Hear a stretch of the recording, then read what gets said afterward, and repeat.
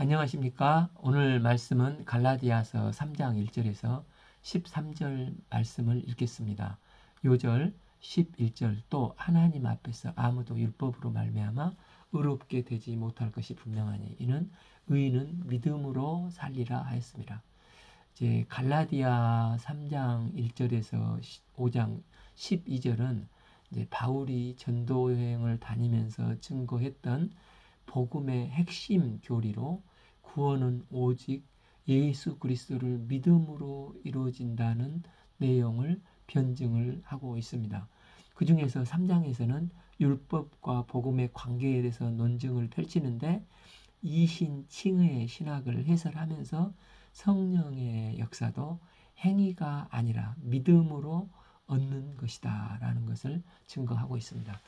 어리석도다 갈라디아 사람들아, 예수 그리스도께서 십자가에서 못 박히신 것이 너희 눈에 밝히 보이거늘 누가 너희를 꾀더냐, 누가 너희를 혼란스럽게 하고 누가 너희를 타락하게 만드냐는 것입니다. 바울은 이 3장을 시작하면서 어리석도다 갈라디아 사람들아 하고 과격한 표현을 쓰면서 갈라디아 교인들을 책망을 합니다.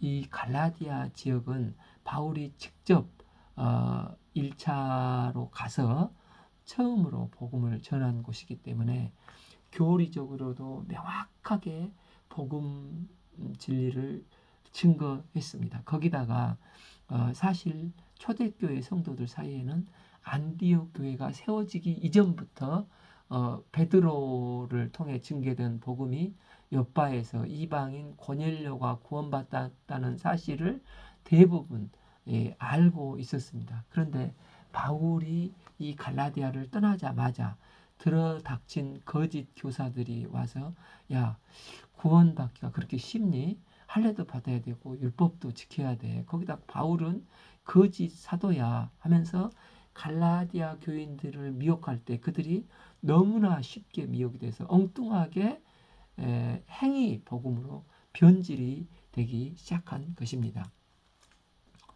그래서 사도 바울은 이처럼 너희가 분명히 알고 너희 눈앞에 밝게 보이는데 어떻게 누가 와서 깬다고 그렇게 쉽게 홀딱 넘어갈 수 있느냐, 이 어리석은 자들아 하고 그들의 잘못된 생각을 책망하고 강력하게 도전을 하고 있는 것입니다. 히브리서 9장 28절을 보면 이와 같이 그리스도도 많은 사람의 죄를 담당하시려고 단번에 들이신 바 되셨고 구원에 이르게 하기 위해서 십자가에 못 박힌 것을 증거합니다. 죄 없으신 예수님께서 십자가에 못 박히신 것은 우리의 과거의 죄, 현재의 죄, 미래의 죄를 단번에 담당하시려고 십자가를 지셨습니다. 사도 바울은 갈라디아 성도들에게 이 복음을 증거할 때 예수님께서 십자가에 못 박혀 죽으신 것은 너희뿐 아니라 믿는 모든 사람들 누구든지 많은 사람의 죄를 담당하시기 위해 단번에 십자가에 죽으심으로 너희가 구원에 이르렀다는 그래서 십자가의 능력과 이 은혜의 복음 진리를 분명히 가르쳤습니다. 그러면서 이제 사도 바울은 그들에게 1절에서 이제 5절까지 5가지의 질문을 던지면서 이 질문을 통해서 그들이 지금 엉뚱한 행위 복음을 따라가고 있는 어리석음을 깨우치려 하고 있습니다. 첫째 질문은 1절 하반부 누가 너희를 깨더냐.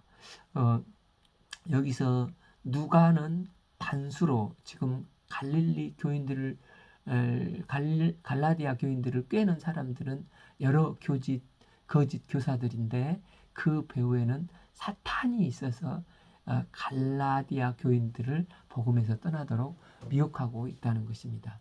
요한복음 8장 44절을 보면 사탄은 처음부터 살인자요 거짓말쟁이요 속이는 자라고 했습니다. 그래서 사도 바울은 명심하라. 누가 너희를 꾀더냐. 마귀가 너희를 유혹하고 있다는 것입니다.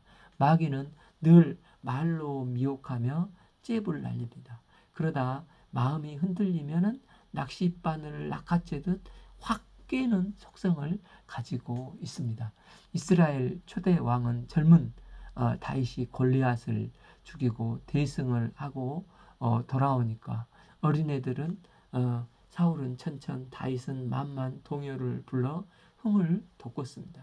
그런 노래를 충분히 부를 수 있고 그냥 듣고 흘려 보낼 수가 있지 않습니까? 그런데 이 말을 마귀는 사울의 뇌리에 확 깨게 해서 일생 그것에 사탄의 노예가 되게 했습니다. 그래서 사울은 일생 다윗에 대한 시기와 질투에 끌려다녀 왕노릇도 못하고 엉뚱한 인생을 살다 그 인생을 비참하게 망가뜨렸습니다.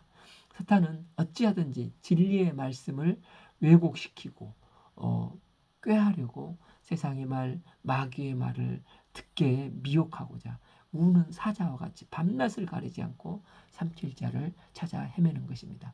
그러나 믿음은 이런 상대적인 내 생각에 기초한 게 아니라 내 감정에 기초한 게 아니라 철저히 절대적이고 거룩하신 하나님의 말씀에 기초를 합니다. 예수님께서 십자가에서 많은 사람의 죄를 담당하기 위해서 단번에 죽으셨습니다. 이 사실을 믿는 모든 자에게는 죄 문제가 해결되고 그리스도와 연합한 자로서 새로운 생명의 삶을 살게 되는 것입니다. 그래서 우리의 믿음은 내 생각이나 이성적인 판단, 감정이 아니라 철저하게 하나님의 말씀에 근거해서 말씀을 믿는 믿음으로 하는 것입니다. 두 번째 질문은 내가 너희에게 에서 다만 그것을 알려 하노니 너희가 성령을 받은 것이 율법의 행위냐 혹은 듣고 믿음으로냐. 너희가 분명히 성령을 받았는데 이 성령 받은 게 율법의 행위 때문이냐 아니면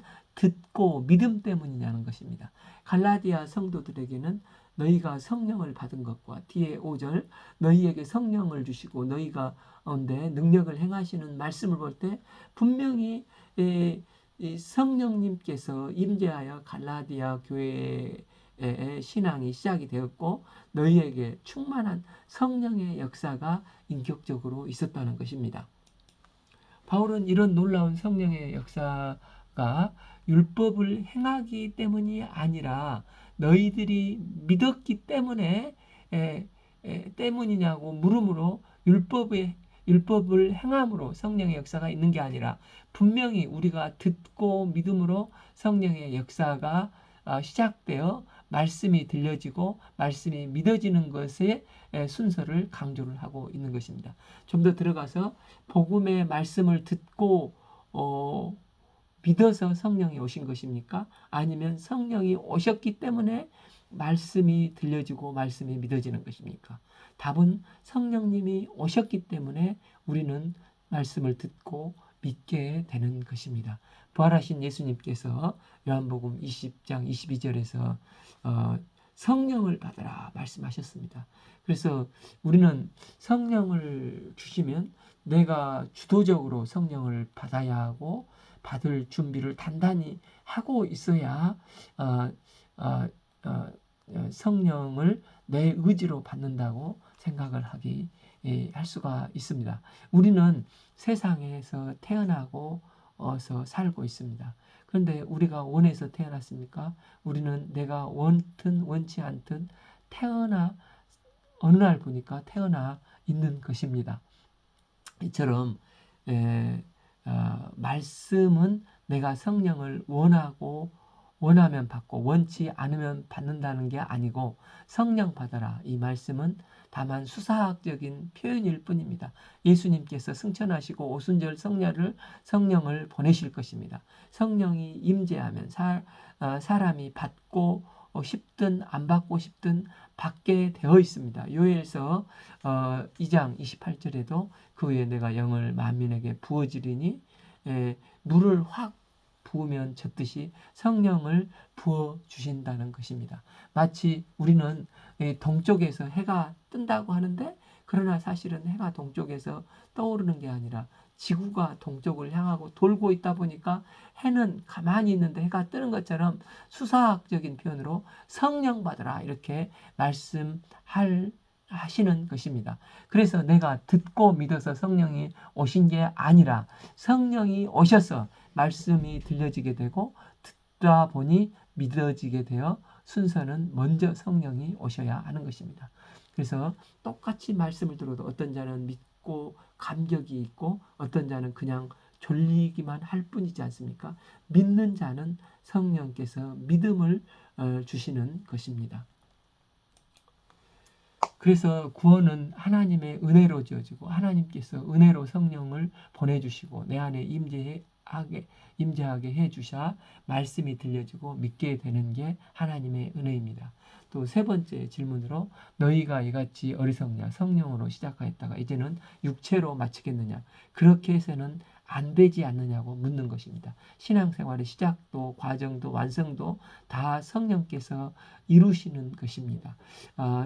예수님을 모르던 사람의 말씀을 듣고 예수님은 나의 구원자여 구주심을 고백한 것도 성령의 역사요. 성화 과정도 성령의 역사요. 또한 온전한 영화도 성령의 역사입니다. 그런데 갈라디아 성도들은 이를 분명히 성령으로 시작됐고 성령의 역사심이 있었음에도 불구하고 자칫 야고보가 보냈다고 미혹하는 거짓 교사들의 말에 속아서 할례를 행하고 율법을 지켜야 구원받지 하면서 인간적인 노력으로 구원을 완성하려고 하는데 그게 가능하냐? 사도 바울은 묻고 있는 것입니다.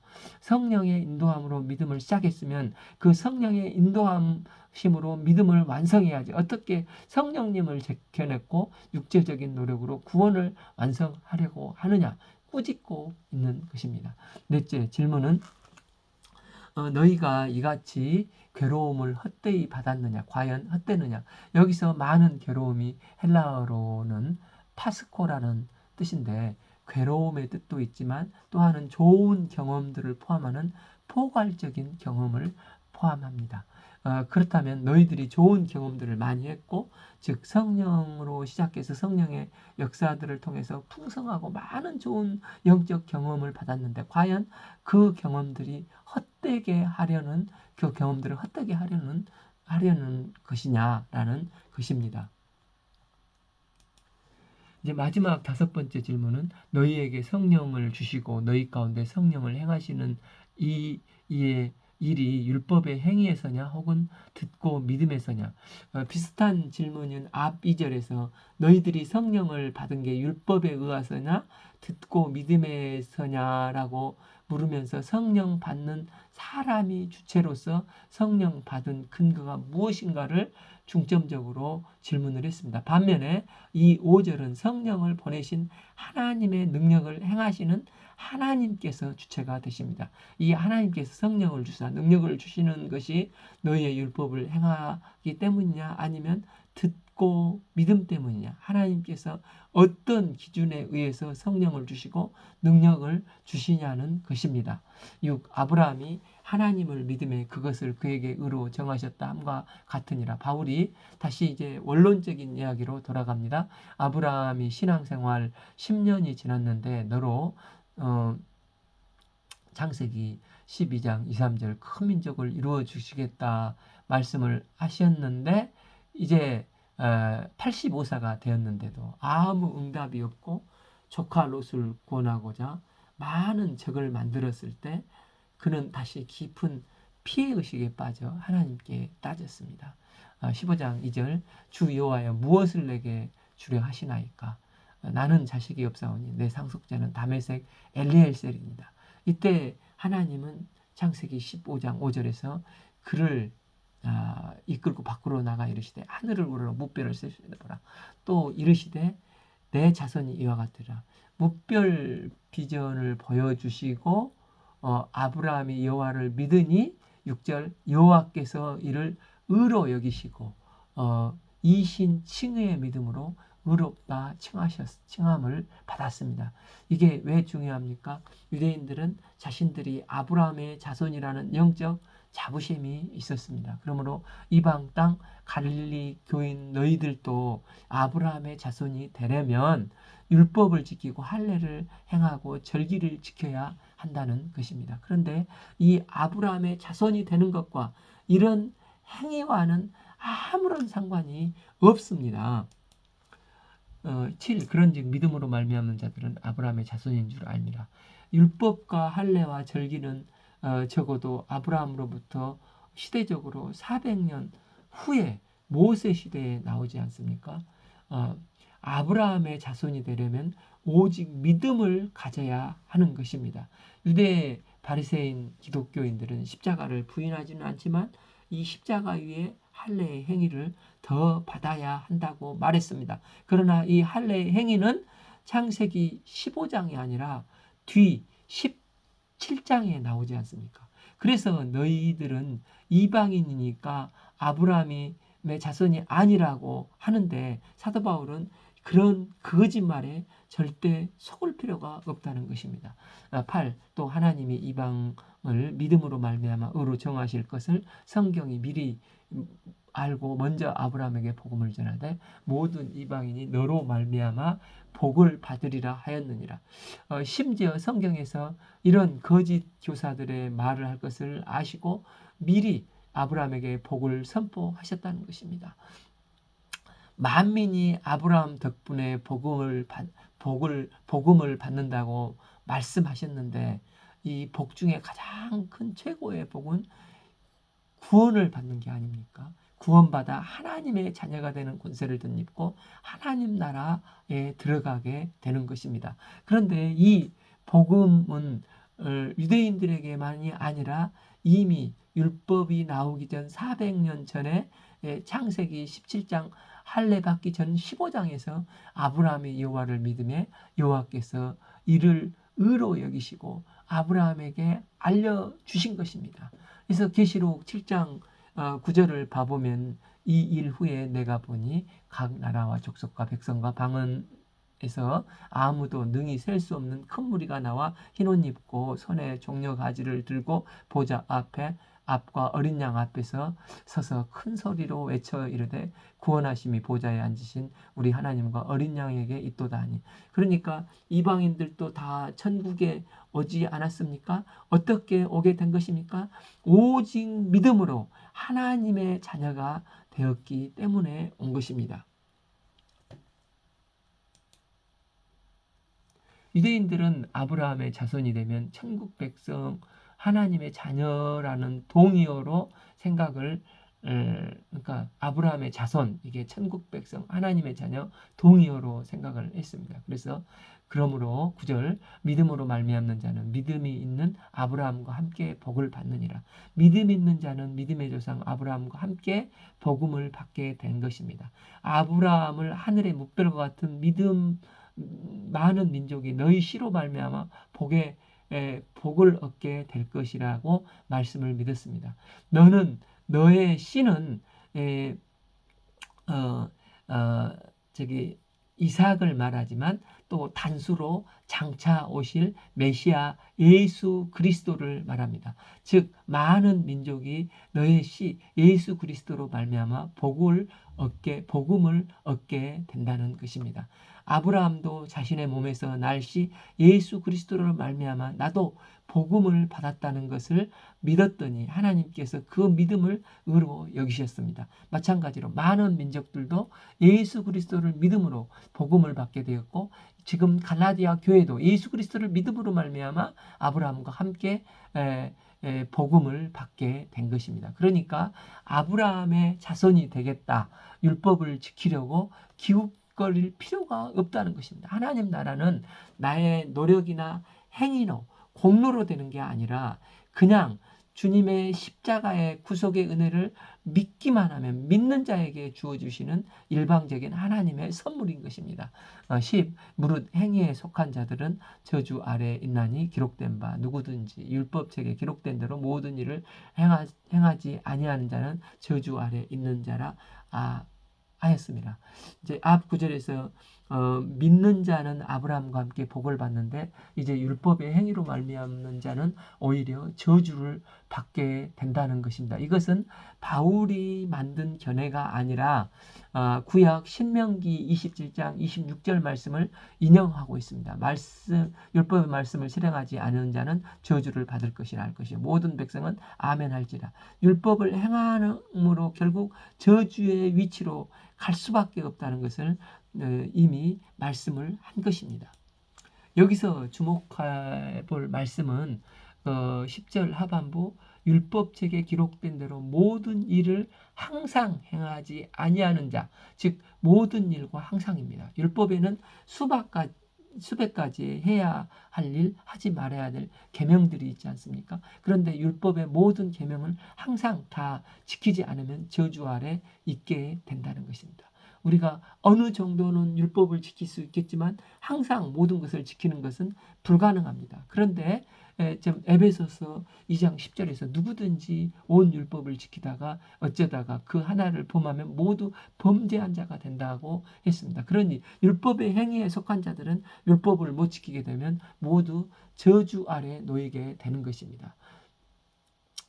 그러니까 우리가 만일 자녀를 양육하면서 은혜를 베풀지 않고 계속해서 입 바른 소리만 하고 잘못하면 외쳐를 들고 오직 율법적으로만 양육을 한다면 그 자녀의 결국은 어떻게 되겠습니까? 분명히 나쁜 결과가 오지 않겠습니까? 나는 분명히 바른 말 해줬고 한치의 오차도 없이 잘 지도했는데 결국 나쁜 결과를 가져오는 것이기 때문입니다. 그래서 그 가난 때문에 빅토르 위고의 장발잔을 보면 장발잔이 빵을 훔쳐 먹다가 감옥에 갇히지 않습니까? 그러다가 이제 탈출을 했는데 이런 그를 평생 쫓아다녔던 형사가 자베르인데 그는 법대로 하려다가 했다가 결국은 자살로 생을 마감합니다. 그러나 촛대를 훔친 장발잔에게 은혜를 베풀었던 사제 때문에 은혜를 덧입은 장발잔의 인생은 결국 변화하여 새 사람이 되었습니다. 이처럼 율법은 결코 사람을 변화시키거나 구원할 수가 없습니다. 결국에는 은혜가 사람을 구원시키고 변화를 시키는 것입니다. 11. 또 하나님 앞에서 아무도 율법으로 말미암아 의롭게 되지 못할 것이 분명하니 이는 의인은 믿음으로 말미암아 살리라. 이 11절 말씀이나 로마서 1장 10절 말씀은 원래 하박국 2장 4절 말씀을 인용한 말씀이지 않습니까? 의인은 그의 믿음으로 말미암아 살리라. 이 하박국 2장 4절은 어떤 맥락 속에서 주어진 말씀입니까? 여호야긴 왕은 사치와 쾌락에 빠져 백성들을 전혀 돌보지 않고 오히려 의로운 자들을 무자비하게 핍박하고 죽인 악독한 왕이었습니다. 하박국이 볼 때 어떻게 저런 왕은 잘 먹고 잘 사는데 그 시대의 의로운 자는 이렇게 힘들고 어렵게 사는가? 하나님께서 살아계시다면 이런 것을 용납하는 게 말이 되는 것입니까? 하박국은 하나님께 따지면서 울며 기도를 했습니다. 그때 하나님께서 그런 그에게 응답하사 악한 자들을 갈리아인들의 침공으로 철저히 심판하실 것을 말씀하셨습니다. 그러자 하박국이 또 기도를 하기를 아무리 악해도 그래도 택하신 주의 백성 이스라엘 사람인데 어떻게 저런 악독한 이 갈대아 바벨론 사람을 통해서 심판의 도구로 쓰신다는 게 이게 또 말이 되는 것입니까? 하고 하박국이 또 하나님께 따지면서 기도를 했습니다. 그랬을 때 하나님께서 저 사악한 갈대아 사람들도 심판하실 것이라 말씀을 하십니다. 그러면서 주께서 주신 말씀이 하박국 2장 4절 의인은 그의 믿음으로 말미암아 살리라 말씀입니다. 사실 하박국이 이 말씀을 받은 지 얼마 안 돼서 이제 유다가 바벨론에게 철저히 망하지 않습니까? 예루살렘 성과 성전은 무시무시한 심판으로 초토화가 되어버립니다. 그래서 하박국이 이걸 생각하니 얼마나 마음이 답답하고 아팠겠습니까? 그래서 하나님은 바벨론으로 초토화되어도 걱정하지 말아라. 의인은 그의 믿음으로 말미암아 살리라 말씀을 주신 것입니다.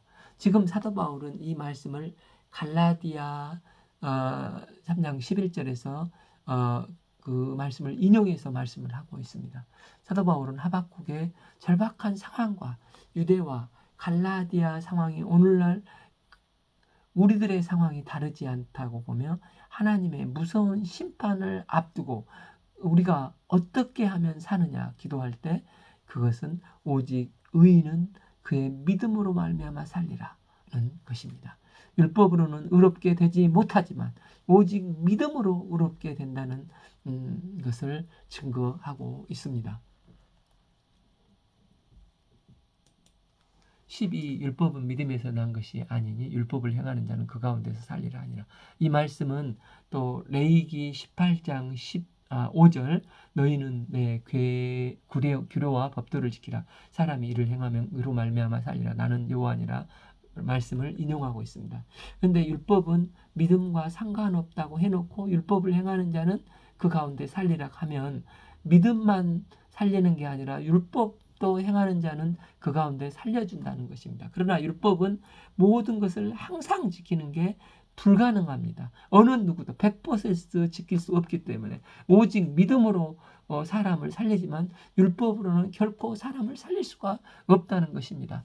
즉 한번 내가 율법의 행위의 패러다임 속에 갇히게 되면 그 율법의 소용돌이 속에서 오호라 나는 곤고한 사람이로다 헤어나지 못하고 탄식할 수밖에 없다는 것입니다.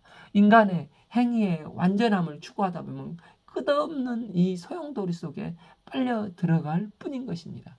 사도 바울은 지금 이 갈라디아서를 쓰면서 여러 구약 말씀을 인용을 하고 있지 않습니까? 이는 거짓 교사들이 와서 그들을 미혹해 할 때도 그들이 인용한 게 구약 말씀이었습니다.